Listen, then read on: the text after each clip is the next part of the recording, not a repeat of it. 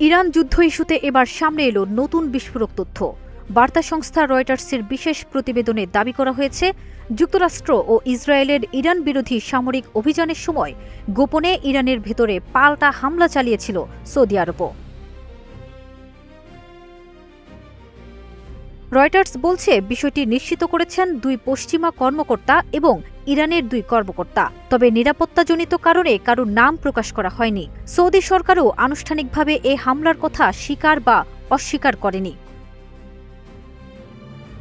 প্রতিবেদন অনুযায়ী গত মার্চের শেষ দিকে সৌদি বিমান বাহিনী ইরানের বিরুদ্ধে সীমিত সামরিক অভিযান পরিচালনা করে। ধারণা করা হচ্ছে, সৌদি ভূখণ্ডে ইরানের ড্রোন ও ক্ষেপণাস্ত্র হামলার জবাব হিসেবেই এই পদক্ষেপ নেয় রিয়াদ।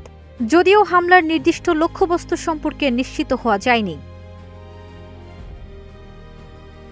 এর আগে ওয়াল স্ট্রিট জার্নাল জানিয়েছিল, সংযুক্ত আরব আমিরাতও গোপনে ইরানের বিরুদ্ধে সামরিক পদক্ষেপ নিয়েছিল। ফলে বিশ্লেষকরা বলছেন, উপসাগরীয় আরব রাষ্ট্রগুলো এবার প্রথমবারের মতো সরাসরি ইরানের বিরুদ্ধে সামরিক প্রতিক্রিয়ায় জড়িয়েছে।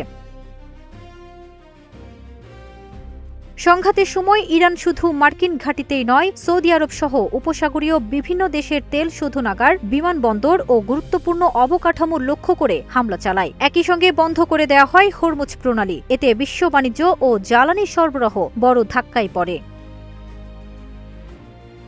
তবে যুদ্ধের উত্তাপ বাড়লেও পরে পরিস্থিতি শান্ত করার চেষ্টা শুরু হয়। সংশ্লিষ্ট কর্মকর্তাদের ভাষ্য অনুযায়ী, সৌদি আরব গোপন কূটনৈতিক চ্যানেলের মাধ্যমে ইরানকে সতর্ক করে দেয়, আবারও হামলা হলে কঠোর জবাব দেয়া হবে। একই সঙ্গে দুই দেশের মধ্যে উত্তেজনা কমাতে যোগাযোগও বাড়ানো হয়। 2023 সালে চীনের মধ্যস্থতায় সম্পর্ক পুনর্স্থাপন করেছিল ইরান ও সৌদি আরব। কিন্তু সাম্প্রতিক এই সংঘাত আবারও মধ্যপ্রাচ্যের রাজনীতিতে নতুন অনিশ্চয়তা তৈরি করেছে। ফারজানা নিকিতা, নাগরিক প্রতিদিন।